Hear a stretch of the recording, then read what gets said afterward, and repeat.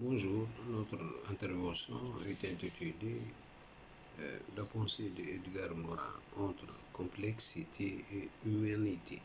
Introduction: Edgar Morin est ce que l'on nomme une figure emblématique, un véritable personnage à la vie riche.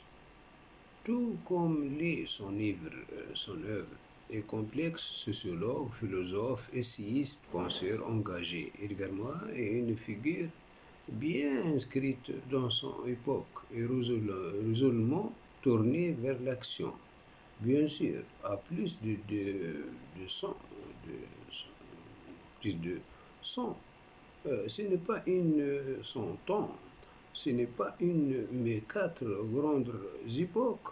Au moment d'histoire qu'Edgar Morin a vécu, étudié la Seconde Guerre mondiale et son lot d'horreurs, tout d'abord que le conduira à écrire l'An zéro de l'Allemagne, paru en 1946 aux étudiants, la cité universelle. Après des années passées au sein de la résistance, Edgar Morin va en effet s'éloigner l'Allemagne en ruine et écrire ses livres décrivant les difficiles conditions de vie des Allemands au lendemain de la défaite.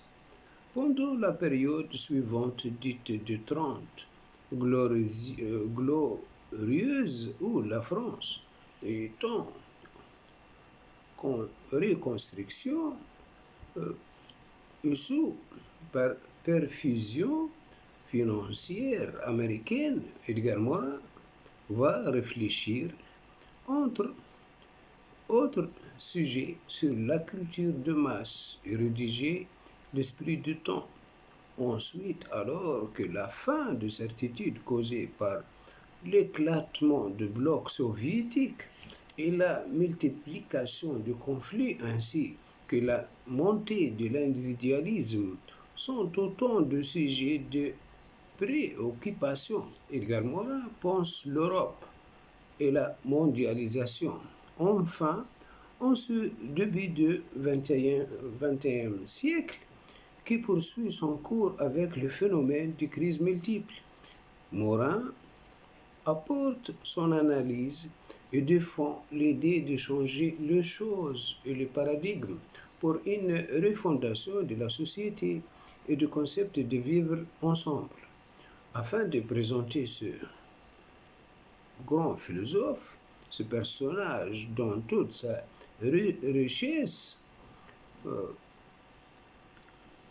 on se décompose en six parties, intitulées Itinéraire, la méthode, sociologie, politique, vivre, concept et livre.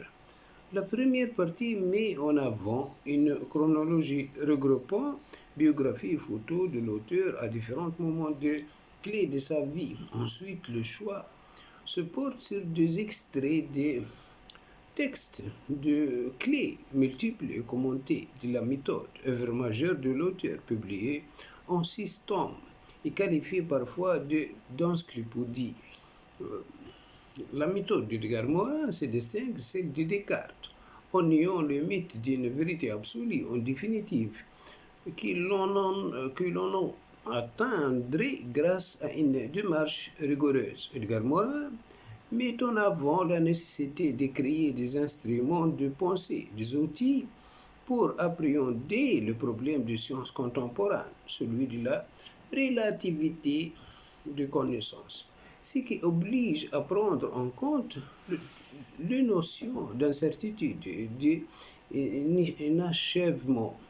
Morin remet en cause le cloisonnement de discipline pour élaborer sa théorie et élaborer un véritable paradigme de la complexité. Dans le tome 1 de la méthode consacrée à la physique, Morin souligne la coexistence de l'ordre et des deux ordres dans l'organisation de l'univers. Il crée le concept clé de dialogique pour expliquer la relation entre deux termes contradictoires. En effet, il ne s'agit pas à la manière hegelienne d'étudier les deux phénomènes pour en tirer une synthèse, mais de comprendre les deux antagonismes de leur intégralité, leur interaction, leur simultanéité et bien entendu leur complexité. D'ailleurs, pour Morin, le critique porté en un moment sur ses écrits ne sont qu'un faux process.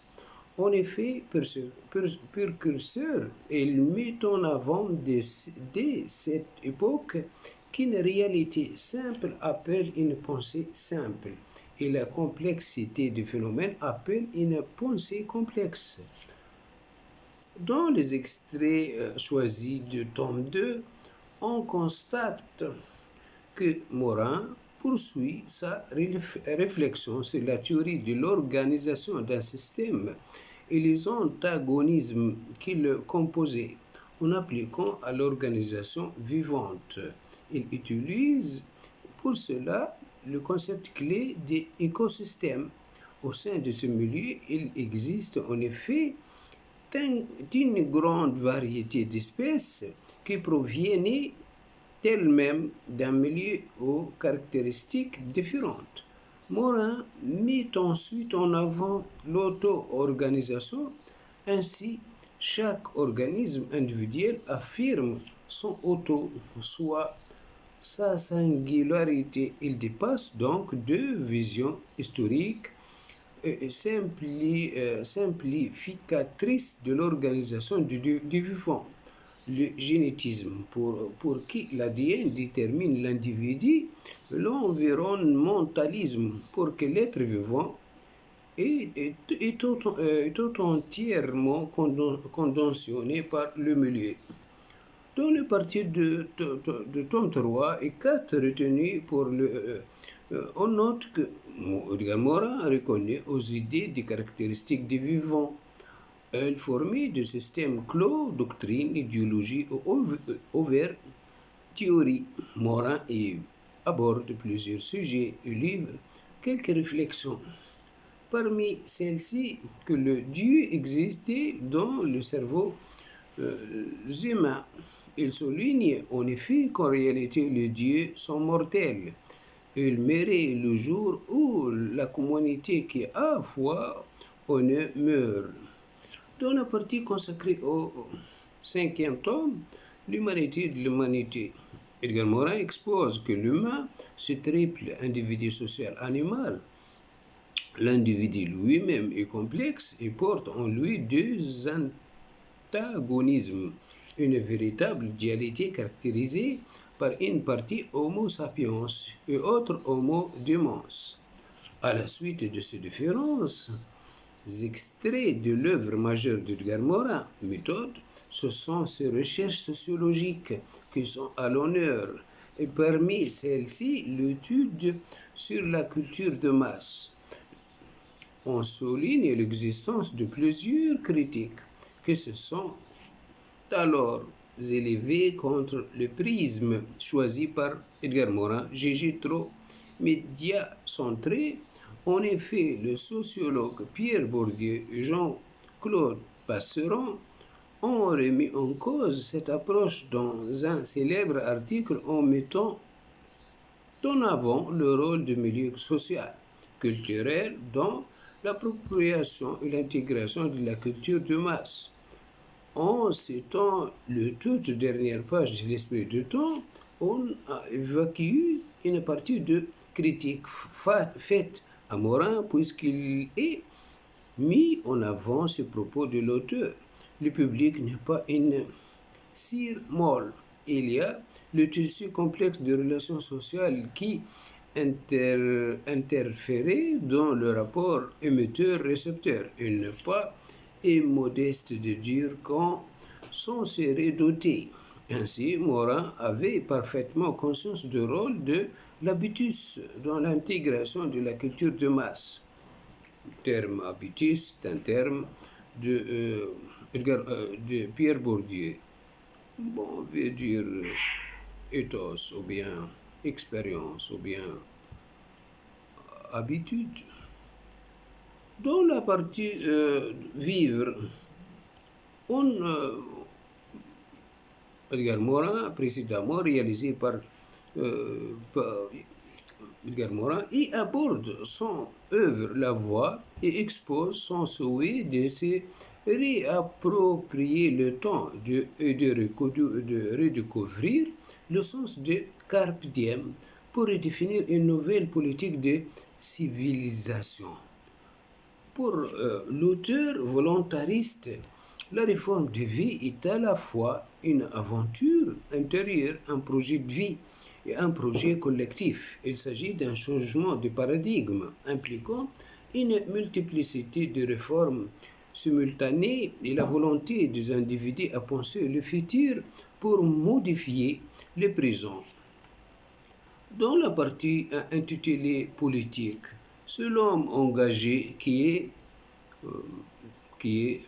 évoqué, celui qui ose se remettre en question, privilégiant la théorie au dogme, suffisamment humble pour prendre de la hauteur et de recul par rapport à ses engagements passés.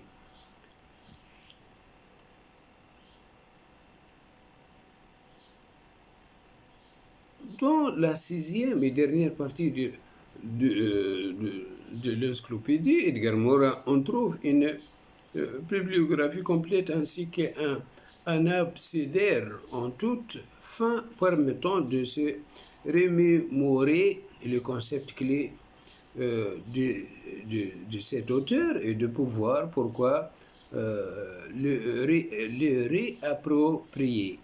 En conclusion, on parvient à donner un aperçu synthétique de la vie de bien remplir d'un homme aux multiples facettes.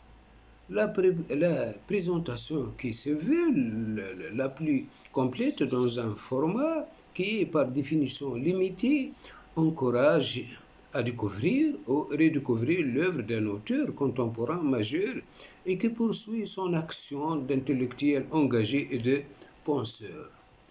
Premièrement, dans sa philosophie, le concept de la complexité. Que veut dire complexité selon Edgar Morin? Faire la synthèse de l'ensemble de connaissances, cette tâche reposant sur le besoin d'unité de l'esprit humain allant de soi. Dans l'Antiquité, elle était encore possible à la Renaissance. Depuis plus de 2 siècles, elle est impossible, en raison notamment de la multiplication de savoirs spécialisés. Trop de gens ont toutefois conclu que la dite tâche, parce qu'elle est impossible, a cessé d'être nécessaire. Edgar Morin n'a pas tombé dans ce piège. Il a compris, au contraire, que l'éclatement de savoir rend l'effort de synthèse encore plus impérieux. Cela le mit dans l'obligation de tenter l'impossible. Là se trouve l'étincelle initiale et le sens de son œuvre. Au milieu du XXe siècle, pour remédier au même mal,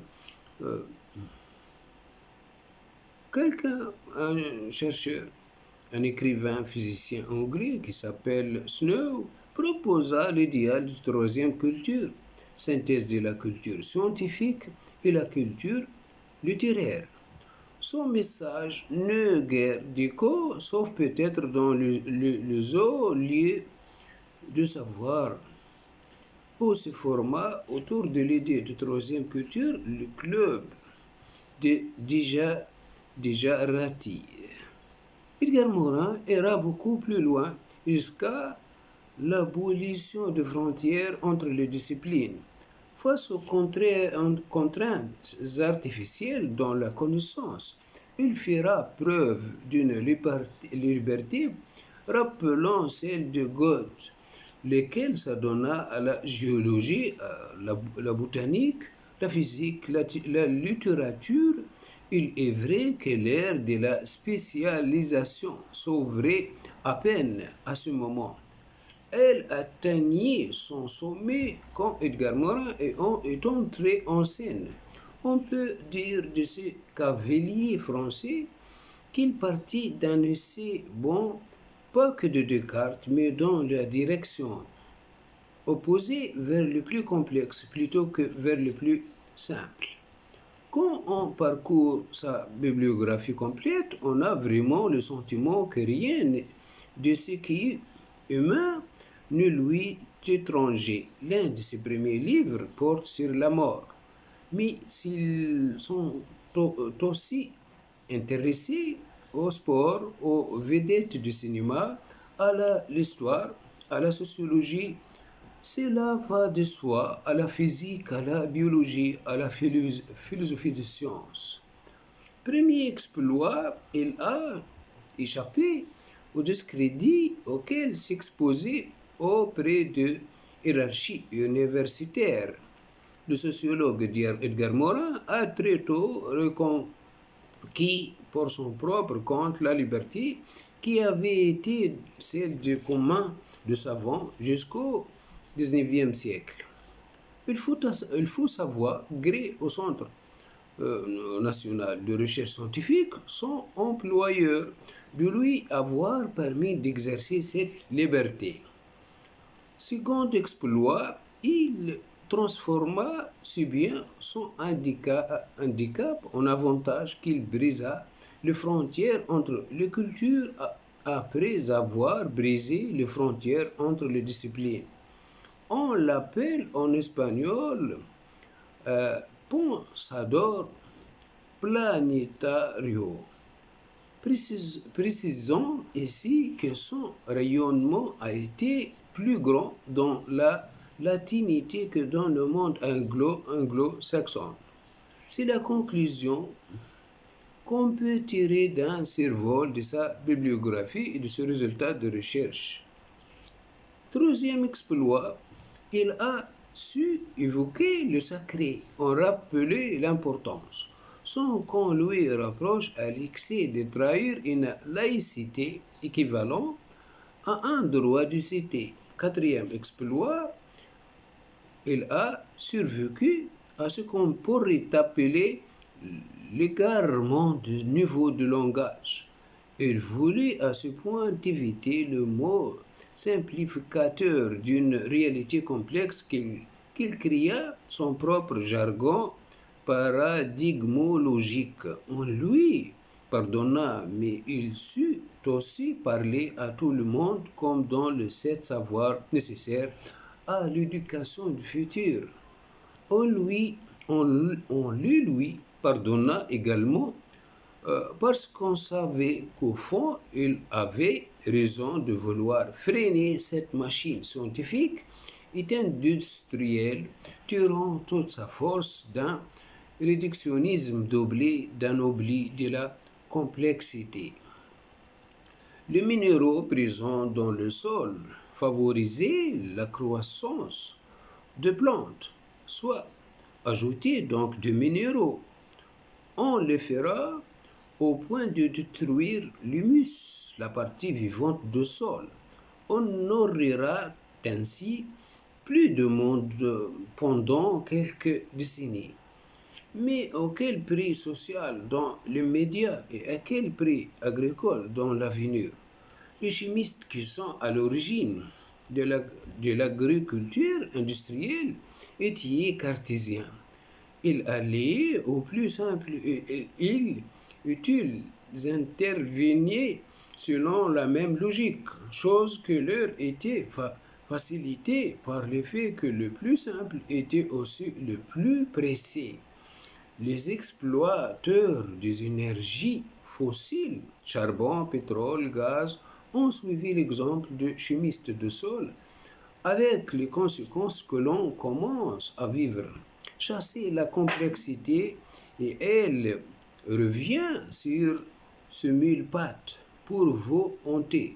Tenir compte de plus complexes comme le veut Morin s'oppose en est le sens de plus loin dans l'espace et dans le temps. Il a lui-même ses sens. Ses études en histoire et en anthropologie de lui ont donné, mais comment le communiquer aux hommes pressés que nous sommes tous devenus. L'esprit de temps qu'il a bien étudié servira peut-être sa cause. La vitesse est en perte de vitesse en ce moment, à l'heure de la mondialisation par le capital abstrait et donc inhumain, ponctué de crises financières et écologiques sur fond de corruption.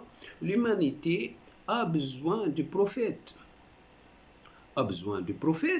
aux accents à la fois orientaux et occidentaux. À l'heure de la mondialisation,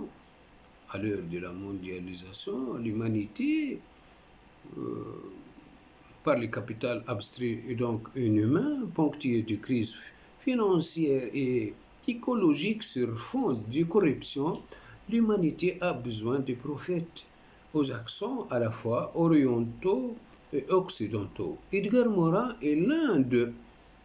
Le prophète ont souvent déclenché dans le passé récent, notamment de mouvements mythiques de libération ou de conquête, comptent des effets catastrophiques. Morin n'est pas de cette espèce parce qu'en enseignant la complexité, il prépare les esprits au réalisme et au sens de la contradiction, de même qu'au sens de la limite. Il voit venir les effets d'une mesure devenue incontrôlable. Il invite ses semblables à prendre le moyen pour éviter le pire. Contre la machine, il défendent le paradigme perdu, la vie et l'humanité. La vie et l'humanité, c'est les deux paradigmes perdus. On sait déjà que son prochain livre s'intitulera La Voix, à la manière manifeste qu'il a déjà publié sur ce thème. On peut présumer que ce livre sera une invitation à l'action à l'échelle mondiale.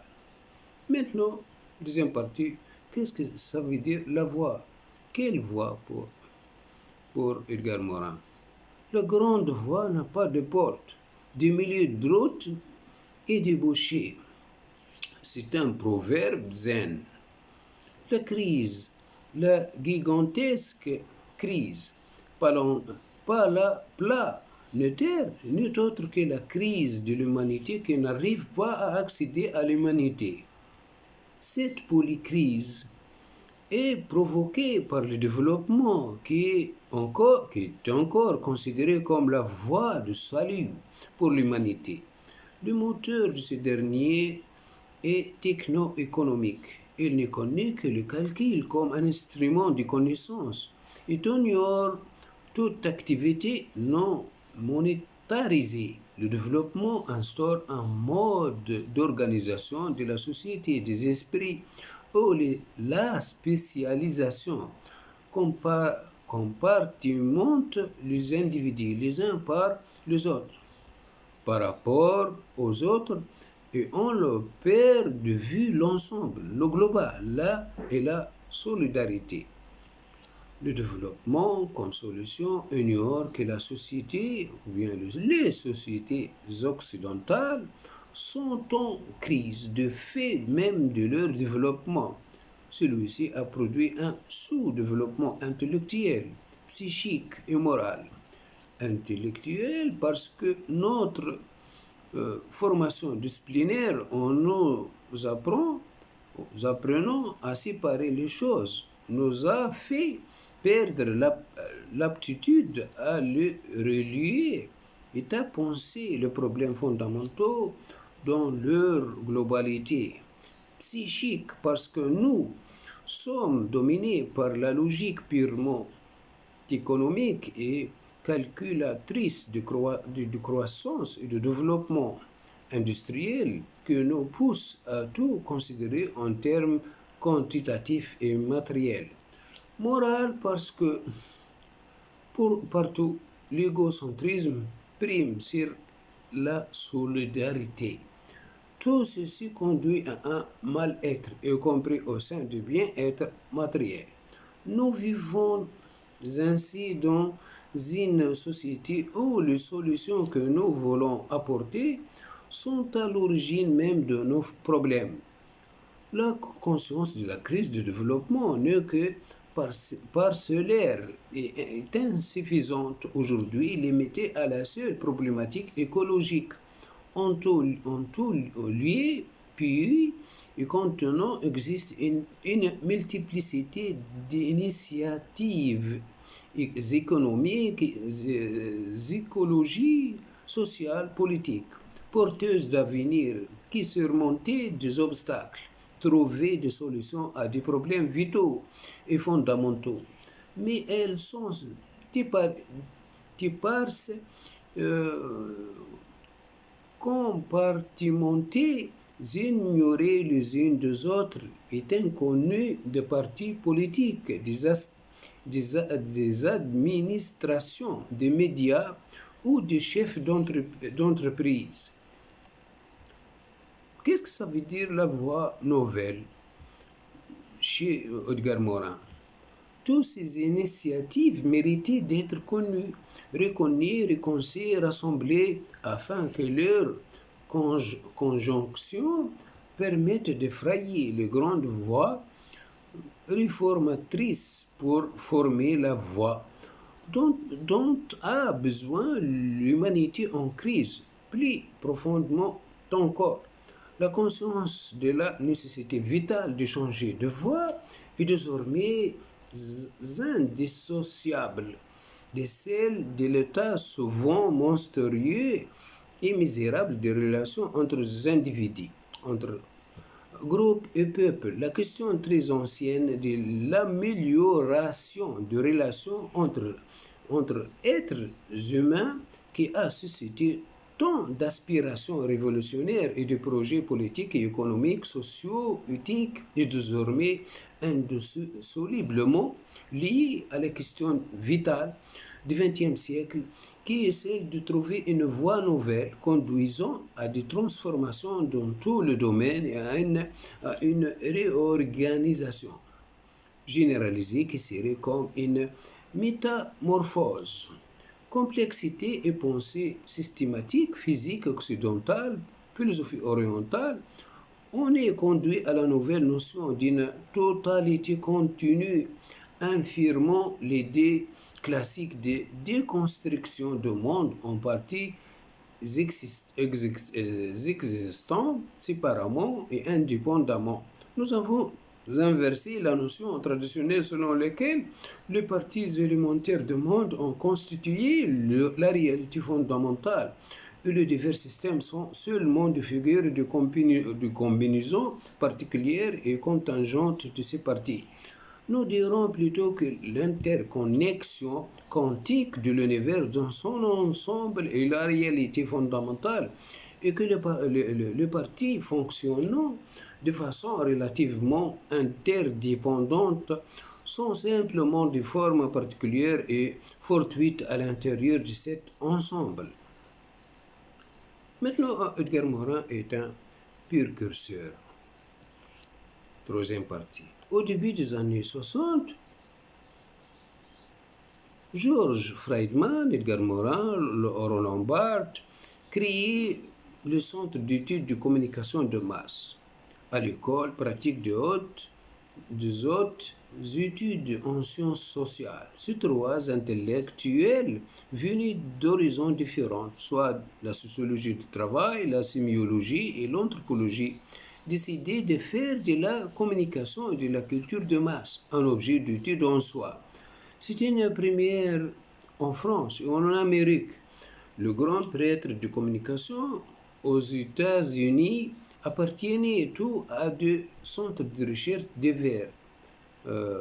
Wilbur Schramm est directeur de l'Institut.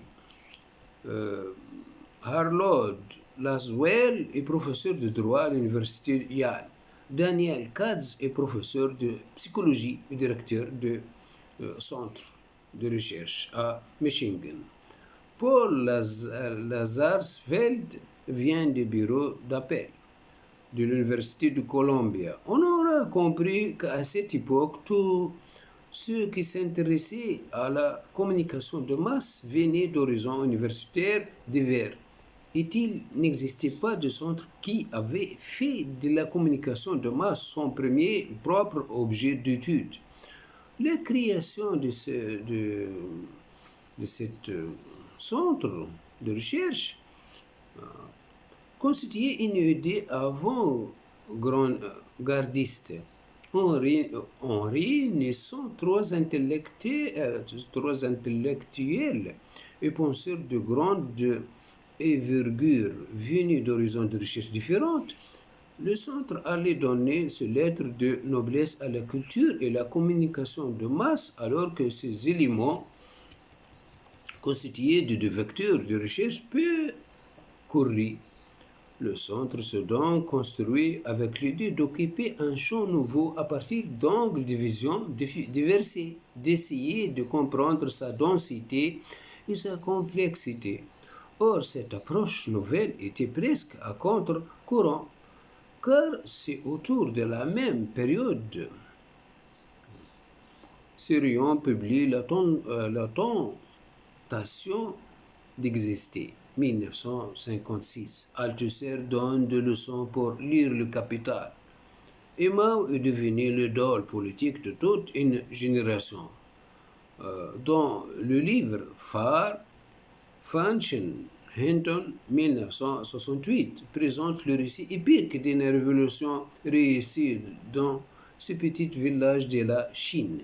C'est à la même époque que s'impose en Occident la thèse de Herbert Marcuse, l'homme unidimensionnel. Pour Marcuse, la pensée unidimensionnelle est systématiquement favorisée par les faiseurs de politique et leurs fournisseurs d'informations de masse. 1968. Et la grogne de mai 1968 se prépare. À quoi s'intéresse alors celui que Albert Marie Schmitt présente comme étant tour à tour mythologue, sociologue, psychanalyste, philosophe et biologiste, lors de la réédition du livre L'homme et la mort en 1970?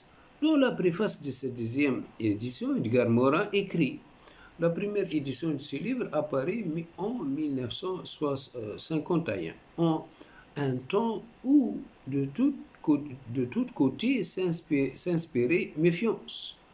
20 ans plus tard, en 1970, plante toujours autour de Morin un doute. À quoi s'intéresse-t-il vraiment? Au trivial durant ce détracteur. Il y a un véritable touche à tout. La mort, 1951, le cinéma, 1956, le Star, 1957, l'esprit de temps, 1962, l'événement et la crise, 1968, la métamorphose de Plomédée, 1967, ou la rumeur de Orléans, 1969, ce sont des sujets disparaître, entremêlés de récits autobiographiques comme autocritiques. 1956, le vif du sujet, 1969, et le journal de Californie, 1970. Or, toutes ces recherches sont des pierres qui vont constituer la base d'une nouvelle approche de la sociologie de la communication et de la compréhension de communication de masse. C'est en cela que Morin est incontournable de sciences de la communication. Edgar Morin a été en France l'un des premiers chercheurs à s'intéresser à la culture populaire et aux pratiques culturelles. Même si la recherche culturelle existait en Amérique, lorsque Abraham Mollet publie la sociologie dynamique de la culture en 1967. Cela fait déjà 10 ans que Morin a publié Le Star et 5 ans L'Esprit de temps. Lorsque Jacob Monod publie Le hasard et la nécessité en 1970, cela fait 20 ans que Morin parle de liens entre biologie et sociologie. Avec l'homme et la mort, c'est donc pas étonnant qu'il fut invité fin de la 1969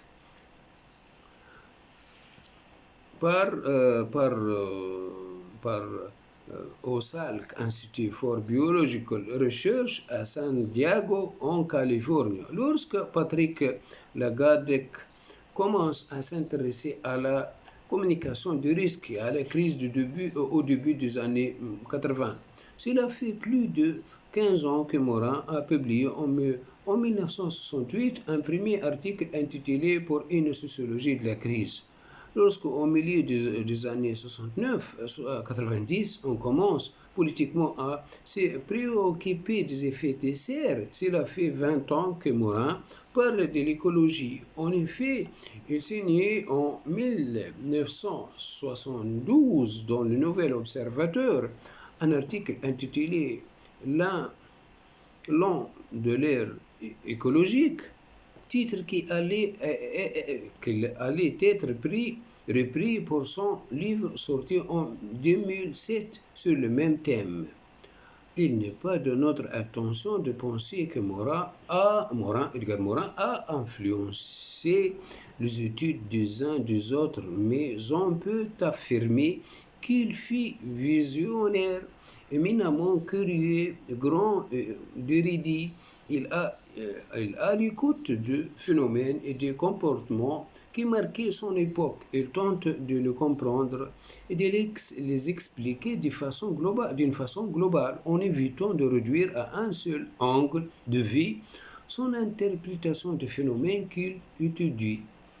Une méthode originale de l'exploration. C'est la méthode d'Edgar Morin, qui veut dire méthode d'exploration, méthode originale d'exploration. Non seulement Edgar Morin étonne par la diversité des sujets et des objets qu'il étudie, mais il innove aussi par sa méthode d'analyse de ces phénomènes. Morin a regardé l'univers social qui l'entourait comme un anthropologue étudie une population nouvelle. Il pose un regard curieux sur l'ensemble des comportements humains, mais ce qui l'intéresse, ce ne sont pas le comportement en soi, mais leur niche dans un univers des rapports sociaux, certes, et surtout dans leur environnement. Et il intègre à cette large vision la dimension proprement biologique qui propulse et contraint l'être humain. C'est le tout qui le fascine, et c'est à travers ce parti qu'il reconstitue le tout. Et comme tout anthropologue, Morin est un observateur qui s'étudie en même temps qu'il analyse son objet, d'où ses fréquentes interrogations sur lui-même et sur sa perception du monde que l'entoure. Dans ses écrits, il affirme lui-même, pour répéter une fois de plus cette vérité évidente, de toujours oublier que le chemin de l'objectivité passait par la reconnaissance et la veille de la subjectivité de l'auteur. Edgar Morin, 1970. Une approche originale, la sociologie du présent. Le point commun entre ces recherches s'articule autour de ce que l'on pourrait appeler la sociologie du présent. Le centre cherche moins à construire des théories qu'à comprendre et expliquer la réalité. La crise ne plus rupture, elle devient expression de tension souterraine. Le désordre n'est pas ce qui déstabilise la réalité, mais c'est ce que lui donne vie. Dès lors, Edgar Morin va étudier les prisons, surtout ce que les fait vivre et les dérange. L'esprit du temps, c'est la façon dont les industries culturelles envahissaient l'imaginaire. Et c'est surtout le continent. Edgar Morin termine son œuvre avec un sous-chapitre intitulé La culture planétaire. Nous sommes en 1962. L'expression « le village global » de McLuhan apparaît pour la première fois dans son livre La Galaxie Gutenberg, publié en anglais en 1962, mais diffusé en français en 1967. L'approche d'Edgar Morin fera école. Selon Willet, 1992, Pierre Schaeffer, en tant que directeur du service de recherche, développe un modèle qui s'inscrit dans le prolongement des recherches d'Edgar Morin. Il s'inspire des théories socio-culturelles, notamment du concept de culture de masse, comme produit de dialectique entre production et consommation, tel qu'elle développée par Edgar Morin dans son livre de 1962, L'esprit du temps. La sociologie standard ignorait événement qui était chassé, renvoyé au journalisme. J'ai parti pour ma part de l'idée, cite Edgar Morin, pour ma part de l'idée que l'événement est toujours révélateur et peut-être qu'il est aussi un déclencheur. Analyse très important d'Edgar Morin. L'événement, c'est au sens littéral la surprise, le nouveau, ce qui n'est pas attendu, ce qui n'est pas prévu par la théorie. Donc, il faut revoir la théorie. L'événement s'est repéré dans la théorie, ce que la rendait incapable de voir l'événement. Il reviendra sur ce thème dans son livre Vers l'abîme 2007, où après avoir démontré pendant 150 pages que l'humanité sécrète sa propre déchéance, il signale dans sa conclusion qu'un seul événement inattendu vient recréer l'espoir. Et il cite encore autre la chute du mur de Berlin en 1989 qui bouleversera toutes les prévisions et qui reconfigurera la géopolitique. Maintenant, une dimension essentielle, la multidisciplinarité. Multidisciplinarité. Beaucoup de disciplines.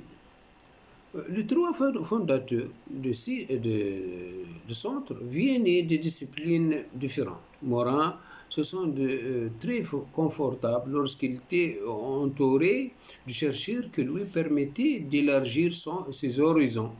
À la fin des années 60, un nouveau courant d'idées circule dans le monde scientifique avec la découverte du projet de l'ADN et le bouleversement que cela amène sur la connaissance de la génétique.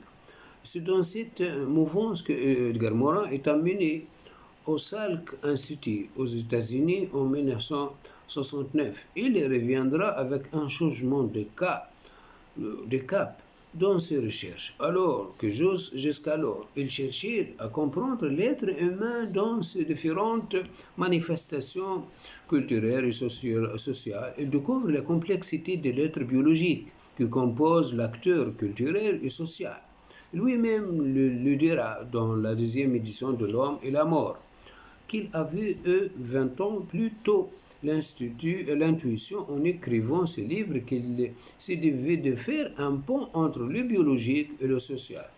De ce constat germinera la grande aventure du paradigme perdu, la nature humaine, 1963, Humanité et vie, où il établira le base de sa réflexion sur la complexité et donnera le coup d'envoi à son œuvre maîtresse qui constituera la méthode. Pour plusieurs chercheurs, Edgar Morin a quitté, pour plusieurs raisons, Edgar Morin a quitté à ce moment l'univers de communication. Le centre cherche de nom et devient en 1973 un labo, c'est-à-dire le centre d'études transdisciplinaires, sociologie, anthropologie, sémiologie. Certains croyaient que la communication de masse constituait un réservoir trop étroit pour ses ambitions. Et ils n'ont pas tort. Edgar Morin veut comprendre et expliquer la richesse incommensurable de la communication dans des univers plus complexes que la communication de masse. Dans le premier tome de sa méthode intitulée La nature et la nature, 1977, il décrit le fonctionnement du circuit de l'information dans la constitution de l'être biologique. Ce modèle biologique de la communication est une partie merveilleuse qui peut en tout temps être transposée sur le plan social. Mais plusieurs querelles de disciplines ont bloqué ce transfert. En quelques mots, ce modèle repose sur la façon dont fonctionne l'ADN. Celui-ci n'a pas un programme qui se déroule linéairement dans la constitution de l'embryon, mais il est une mémoire qui aide l'embryon à se constituer selon les paramètres de l'environnement. Donc l'organisation biologique se structure à partir d'une mémoire qui s'actualise selon les informations qu'elle transmet et reçoit d'un milieu ambiant. Dans ce circuit d'échange d'informations, il y a donc des stimuli, des contraintes transposées sur le plan de l'organisation sociale ou de la circulation de l'information entre les acteurs et les médias. Il y a des parallèles intéressants à tirer, car le modèle tient compte de la complexité et non de la linéarité des échanges et fait intervenir tous les facteurs de succès ou d'échec du produit final. Un des grands apports de Morin dans la réflexion scientifique, c'est cette recherche de la complexité et non la présentation d'une idéalité entre deux pôles qui souvent ne se posaient pas. Entre l'ordre et le désordre, il n'y a pas opposition, mais nécessité et complémentarité. Entre les libertés et les contraintes, il n'y a pas d'opposition, mais déséquilibre. Entre l'acquis et l'inné, il n'y a pas de fossé, car les deux doivent conjuguer ensemble. Edgar Morin, maintenant, est un être engagé. Pardon? Merci bien. Edgar Morin est un intellectuel engagé. Depuis Sartre, c'est peut-être celui qui a accès le plus mouillé pour défendre ses idéaux. Mais contrairement à Sartre, il n'a jamais été un inconditionnel d'une cause. Morin cherche la compréhension de la complexité et non l'affirmation d'un parti pris. Il a été communiste et avec ce parti, il a été actif dans la résistance. Puis il a quitté le parti car il n'acceptait pas le stalinisme.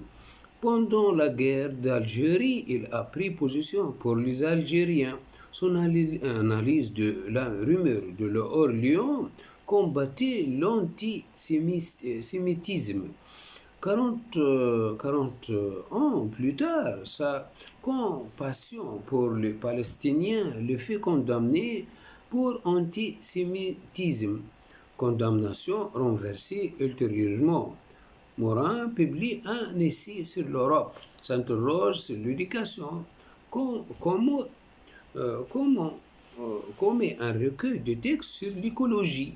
Il a habité par l'esprit des temps, sa façon de voir, comprendre et d'expliquer les événements comme un sage qui réfléchit et qui ne veut pas se fermer les yeux sur ce qu'il voit, comme il l'a fait pour le Parti communiste. Le confronte à des orthodoxies rigides. Son livre Le mode moderne et la question du juif, paru en 2006, a complètement été occulté par la plupart des grands médias. Morin parlait de 1951, rappelait comme nous l'avons signalé, c'est un temps, c'est un temps où, c'est un temps où de tout côté, j'inspirais méfiance. 50 plus tard, pour certains, cet homme engagé inspire toujours méfiance. Euh, Morin décrit fort bien les incompréhensions, les intimités, les inimitiés et les haines qu'il a soulevées tout au long de sa vie. Mais son humanisme, sa richesse de pensée et de critique, sa profondeur d'être, son érudition, sa faculté de jongler avec le concept en font un penseur incontournable. Conclusion maintenant. Je cite Edgar Morin, j'ai renoncé depuis longtemps à l'idée de soi, disons, meilleur du monde. Mais je ne renonce pas à l'idée d'un monde meilleur, déclare Edgar Morin. Ce philosophe et sociologue ne cesse de produire une réflexion prolifique, vivifiante, qui interroge le monde et le devenir de l'humanité. Fort de tout le bagage intellectuel qu'il a érigé au fil des années, il tire la sonnette d'alarme pour les générations futures. Dans son ouvrage La Voix, il pointe du doigt la crise d'ordre écologique, social et économique qui menace la planète. Pourtant, Edgar Morin refuse la qualification de pessimiste, car si la catastrophe est plus que probable, l'emballement désastreux qui a pris d'assaut le monde sous l'impulsion de la science, du concept de développement ou de l'omnipotence du capitalisme génère également une prise de conscience qui ouvre la voie à de nombreuses initiatives porteuses de vitalité. On peut donc encore y croire. L'expérience de l'histoire nous montre que l'improbable bénéfique arrive. La vie de ce résistant de la première heure est aussi riche que sa pensée, qu'il développe tout au long de la cinquantaine d'ouvrages qui composaient sa bibliographie. Edgar Morin s'engage très tôt en politique, à côté des partis frontistes, partis de gauche, pacifistes et antifascistes. Après avoir obtenu une licence en histoire et en géographie ainsi en droit, il rejoint le mouvement de la résistance. En 1942, il devient lieutenant de forces françaises combattantes. En souvenir de cette expérience, il conserve son pseudonyme de militant Morin. Au sortir de la Seconde Guerre mondiale, il publie L'an zéro de l'Allemagne, un livre de la situation du peuple allemand à cette époque. En 1950, il entre en tant que chercheur au centre. Il conduit notamment en 1965 l'une des premières études ethnologiques sur la société française contemporaine à propos d'une petite commune de Bretagne, Plovezet. Il est aussi l'un des premiers chercheurs à s'intéresser aux pratiques culturelles. Il fonde notamment le Centre d'études de communication de masse qui mène des recherches sur la télévision, la chanson, le cinéma.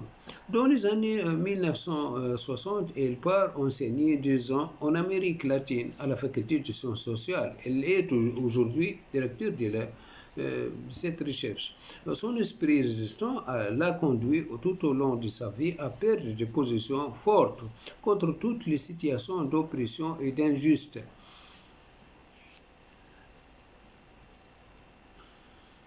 La pensée d'Edgar Morin a considérablement influencé la philosophie contemporaine.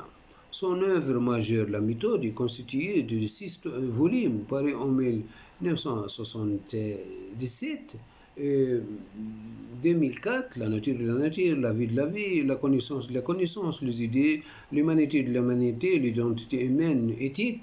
Il s'emploie à donner corps à l'une des questions fondamentales qui mènent sa réflexion. le décloisement de frontières entre les disciplines afin d'opérer une synthèse de connaissances, une invitation à penser de manière complexe, refusant les oppositions binaires et simplicistes. La pensée complexe, c'est unir des notions qui se reposent, une attitude intellectuelle qui renvoie à la complexité même du monde, à l'image de sa philosophie. L'ouvrage d'Edgar Morin se sont nourris de pluridisciplinarité, abordant des questions aussi vastes et variées que la mort, l'ethnologie, l'histoire, la télévision, la physique, la biologie, la philosophie des sciences. Il a créé et préside encore aujourd'hui l'Association pour la pensée complexe. Un décloisement qui devrait aussi s'appliquer aux initiatives porteuses de vie à travers le monde. Aujourd'hui, quel est le nouveau improbable? La vitalité de ce que l'on appelle la société civile, une créativité porteuse de l'avenir. Beaucoup de choses s'est créées. Le monde grouille d'initiatives de vouloir vivre, faisant en sorte que ces initiatives se connaissaient et se croisaient. Tout cela pour réfléchir ensemble au devenir de l'humanité. La visée, c'est la symbiose de meilleur de chaque culture, de chaque civilisation. Il faut changer de voie, c'est possible, mais cela ne peut commencer que par des déviances, des transgressions. Une réflexion qui est le cœur même de son livre paru en 2011, La Voie pour le devenir de l'humanité, qu'il plonge avec son ami Stephen Husserl dans l'un de ses derniers ouvrages, Les chemins de l'espérance. Edgar Morin nous a déjà fait le plaisir euh, euh, de joindre à nous en 2017 pour nous présenter des essais. D'abord, c'est l'esthétique publié chez Robert Laffont à travers les œuvres que l'on personnellement parqué et livre, il y a un livre, il donne un livre, il donne dans son livre une réflexion profonde sur ce qui fait la beauté du sentiment esthétique et de sa complexité, sur ce qu'il a d'insaisissable et de nécessaire sur ce que la création artistique nous apporte en compréhension et en perspective. Ensuite, un autre livre, Connaissance, ignorance, mystère, avec lequel il entreprend de parcourir le nouveau territoire de la connaissance où se révèle un trio inséparable, connaissance, ignorance, mystère. Donc, l'année suivante, elle publie un roman vieux de 70 qui garde pourtant toute sa fraîcheur, la seule forme romanesque dans son œuvre à ce jour. Largement autobiographique, l'île de Luna relate sa première rencontre avec la mort, celle de sa mère, le deuil et l'insupportable non-dit que l'entoure. Écrit de jeunesse jusqu'à une idée d'Edgar Morin. L'île de Luna, l'île de Luna irrigue ainsi de façon nouvelle l'œuvre du philosophe. En 1919, il écrit selon l'inspiration, les circonstances, mes souvenirs viennent à mes rencontres, dressant une toile de sa vie dans laquelle la grande histoire se mêle en permanence à l'histoire d'une vie riche. De voyages, de rencontres où l'amitié et l'amour occupaient une place centrale cette année. Le maître de la pensée complexe revient au festival avec un essai limpide et inspirant sur l'idée des crises écologiques, économiques, politiques qui hantent le monde actuel afin de nous faire prendre de la hauteur face à cette notion galvaudée. Voilà notre intervention concentrée sur la pensée d'Edgar Morin entre complexité, humanité est terminée. Merci bien de votre attention. Au revoir.